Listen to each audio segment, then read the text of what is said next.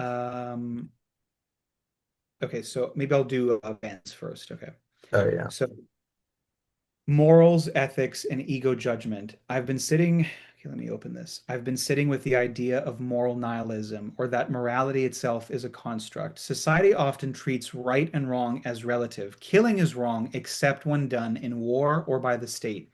Stealing is wrong except when done by mega corporations. Drug use is wrong except when prescribed. Even for many, morality doesn't come from inner reflection, but from external sources like religion. At a deeper level, I notice that I don't believe acts are inherently right or wrong, they just are. My ego recoils at saying this, but not because I secretly disagree, but because I don't want to be judged as heartless or psychopathic. Here's my actual question. When I sit alone with these kinds of thoughts, they don't bother me.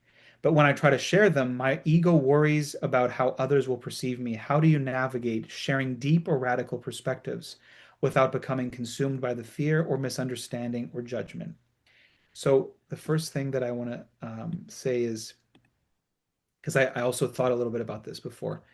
Um, so I haven't ever read about it, but I can kind of understand moral nihilism or that morality itself is a construct. It is a construct. But what came to mind is that the natural state or enlightenment, or which is all the same thing, how animals are, right? It's all the same thing. Um, I don't know if it's, I mentioned animals, but enlightenment, an enlightened human is the most rational human. So that maybe is not said enough. I think Artem says that. So rationality is something that is built in. So if there's no pain in the psyche, there's no reason that you would kill someone unless they were trying to kill you and you had no other choice but to kill them to stop them, right? So that would be absolute rationality. I'm only going to do this if somebody's trying to kill me and there's no other way. So people, especially religious people will say, well, if you don't believe in God, you'll just kill everybody and rape everybody. It's like, wait a minute. That's true only because we have psyches that are full of pain, not because it's human nature, not because you need a law to keep you from doing the stuff. It's because our psyche is full of so much pain that yeah, if you could get away with it, and there's this other thing that I think is very interesting. When you're around a group of people, you're all very similar and everybody looks at each other and says, I think it's okay, right, to do this, to kill someone, to rape someone, to steal. If you're in a group setting like the Nazis, right, and everybody around you is the same and they're all saying, I think it's okay, then in a group setting, I think the ego feels safe to then do things that are horrible. And so morality is a construct, but it's a construct. It's sort of hilarious. It's like we live in a world where every single human has an ego, and therefore there is violence, there is hatred, there's all of that. And to keep that in check, you need the construct of morality. You need police, you need laws, because the truth is that the ego wants to destroy the world. The ego wants to everything. And so I think that that's kind of interesting, right? Do you have something? Yeah. Yeah, just do it. I mean, yeah, that's all completely true. And the to cycle to Ben's bit at the bottom about sharing these insights but having immense fear of being judged. The truth is you'll be judged. You'll be immensely judged because you're dealing with other egos, which are judge machines. So I would actually say it is an extremely valid question about sharing these ideas, well, this truth, in a safe way is to do it, discuss these things in the company of people that you know are safe to do so with, because one of the biggest ego defense mechanisms is that of being a good person, and to even entertain the idea that morality is a construct is an abhorrent thing for the majority of people and their egos. Um, so I'm just thinking about it in my own life. Of course, I understand this to be the case as well, and I would discuss these things with Steve. Um, Knowing that uh, it's not going to be heard in the same way maybe by another person in my life, then that's not something that I would want to entertain because it's not going to be productive. Um, I understand that it's also impossible not to share and discuss all of these things on the path, as you go down them. But I suppose it requires a bit of tactfulness as to who is safe to discuss these things with, because all of this work defies the desires of the ego.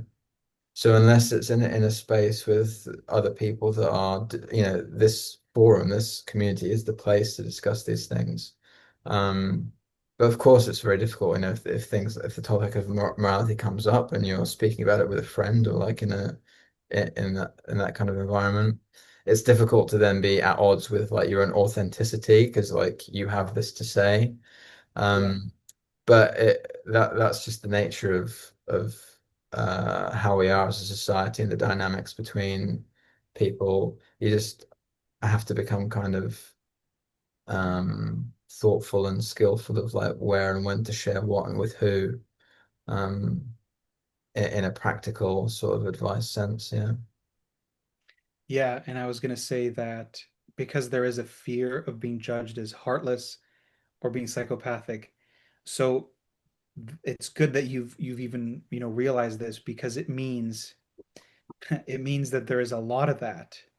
There's a lot. I think it's safe to say in everybody's mind. I think Artem says that to have an ego, even if you had like really good parents, to have an ego means that you must have hatred in your psyche. So hatred is just another way to say, you want to kill someone, you want to destroy people.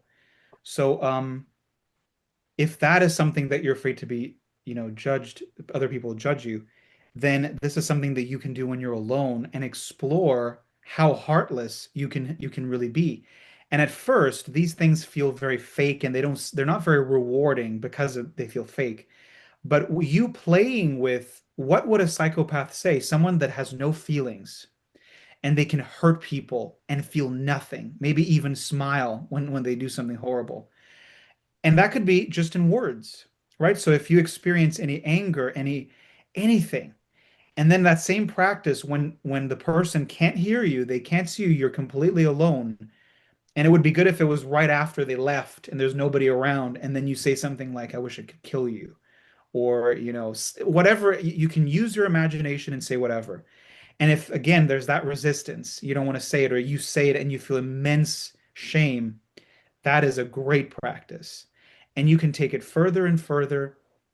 I more recently, what I did is I kind of, instead of doing it a little bit, which is just an outburst, I became the psychopathic character for like 20 minutes. And so, again, to make this sound more real, like what does that mean? It's like an actor. So imagine I'm in a movie and I read the script and I'm like, wow, this is a psychopath. He hurts people. He does this. He doesn't feel anything. How can I pretend that I'm this guy? Right?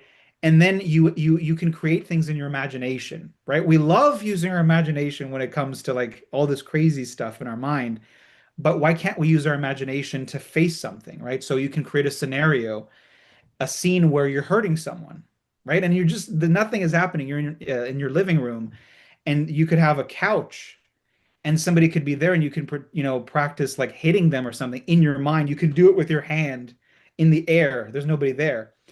And so this is you starting to play and see how far it goes, right? And if you take it as far as possible to the point where you feel comfortable, that's when the ego is going to be scared. And oh, now you're comfortable being a psychopath. So now you've become one. No, that's just that you're just playing with your imagination. And if you became comfortable, then that was real. You kind of learn to love that part, which is one of the hardest, probably the hardest part to love. Yeah.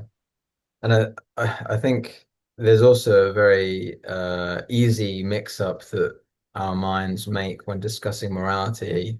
When it's proposed that it is a construct, the ego goes straight away to, oh, so without it, doing all of these bad things is okay, which isn't the case.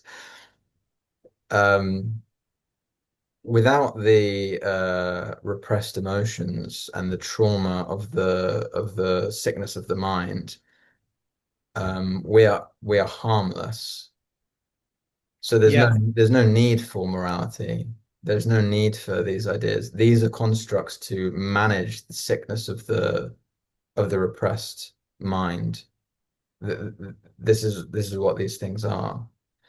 So it's very important because the ego will try and cling to this so much because it's one of like the top things that it wants to do is be a good person, be seen as a good person.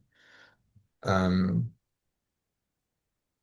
so yeah, it's good just as a reminder that it's not that without that there is utter chaos, destruction, and it's all good and fine and like no one cares. It's that should everyone be in the natural state as and just free from repressed emotion, there is no need for it because, as Steve said, that there's ultimate objective rationale, and there would be no need to do any of the things that the mind fantasizes about, and in many cases identifies with, as in like becomes a serial killer, for example. That's a product of the sickness of the mind that comes from the repressed emotions. Yeah, it's like if someone is just in peace all the time, why would they get up and their heart rate would go really fast to insult someone when they're in absolute peace? That's just a very easy example. It's like, well, there is no possibility that you're absolutely peaceful. And then for the fun of it, you're gonna say, "Oh, I'm gonna make my whole nervous system kind of go crazy for no reason." The only reason would be for your survival, just like an animal. So that's like you said, like the word objective and rationality. It's like that's if you're absolutely rational, there is no need for morality because you will never hurt and you will never yeah, you'll never harm anyone. Yeah. There was another very deeply realized teacher who had a great summation of what it was to end up in the natural state, which was, I think it was just happy and harmless Yeah. was the description. So I think it's just good to sort of remind when the ego starts to spiral about good and bad, right and wrong, that it's nothing to do with these things. This state of peacefulness and happy and harmless. Yeah.